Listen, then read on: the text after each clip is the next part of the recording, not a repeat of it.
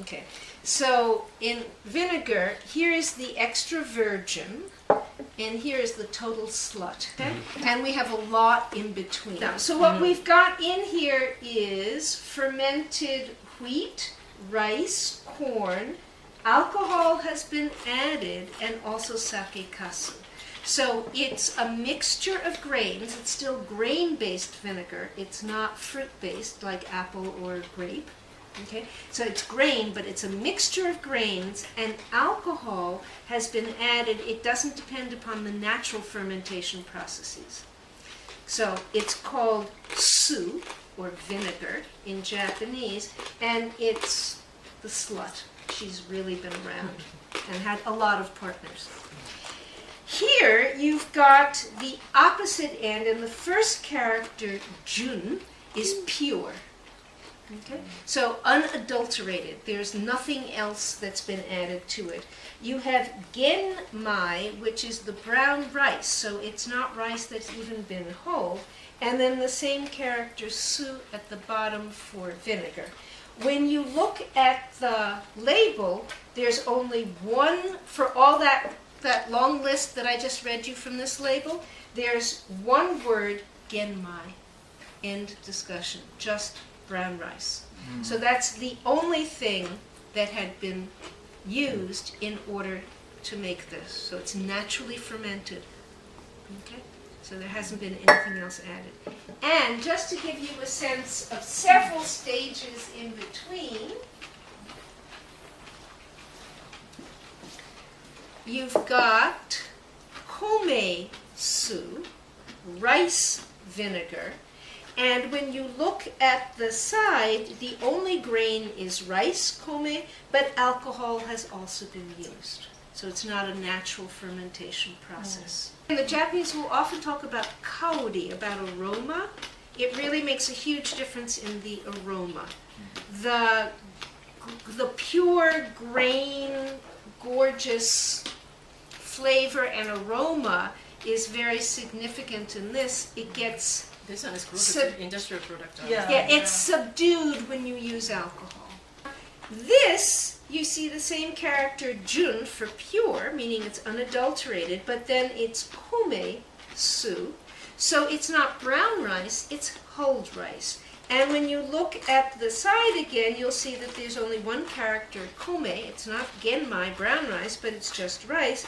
And this also has been naturally brewed. So what visibly is the biggest difference between the two? Color.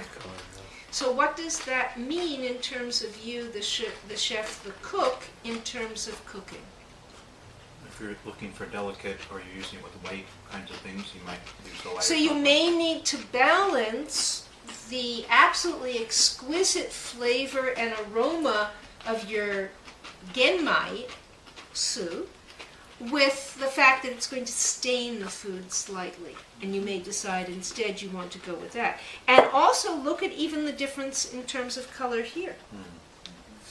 Okay?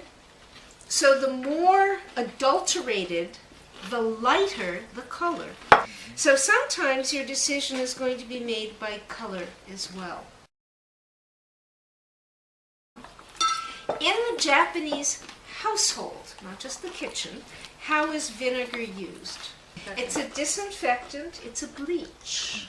So if you're looking for non-culinary use of vinegar, including rinsing down your cutting boards, certainly the cheaper and the more adulterated vinegar is probably the better choice. Culinarily, what are the uses that vinegar is put to?